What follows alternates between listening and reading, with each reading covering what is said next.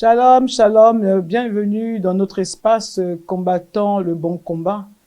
Nous nous acheminons lentement et sûrement vers la fin de cette année 2020.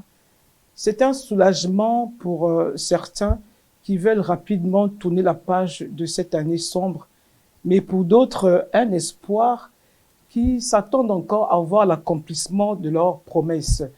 Vous savez, les Saintes Écritures nous révèlent dans le livre de Hébreux 10, 23, tenons fermement la profession de notre espérance, car celui qui a fait la promesse est fidèle.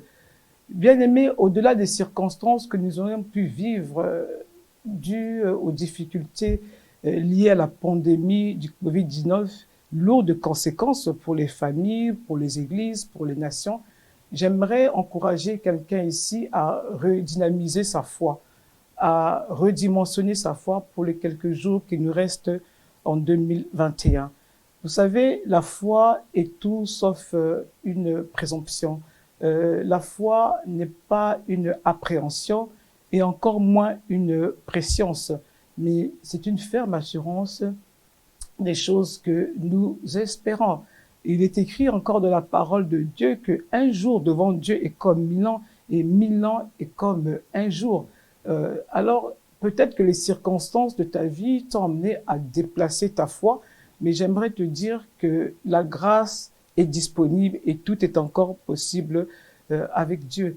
Souvenez-vous de cette histoire du paralytique qui attendait son tour au bord de la piscine de Bethesda. Il n'avait personne pour le pousser, mais un jour, après 38 ans, il rencontra, sa foi rencontra la personne de Jésus-Christ lui-même, qui est d'ailleurs l'agitateur des eaux. Dieu est capable de tout, bien-aimé. C'est pour ça qu'un écrivain français, Romain Roland, a dit ceci, que tout espoir, même dans la lutte, reste un espoir. J'aimerais prophétiquement m'adresser aux femmes, en vous ramenant dans l'histoire de cette dame qui a souffert de la perte de sang pendant 12 ans. Nous sommes au 12e mois de l'année. J'aimerais annoncer ici à une femme que ta souffrance se termine et que 2020 ne prenne pas fin sans que ta foi ne puisse arrêter le cortège de Jésus. J'aimerais que, en cette fin d'année, que tu capitalises tout ce que Dieu t'a accordé durant cette année et que tu rentres véritablement dans ta destinée.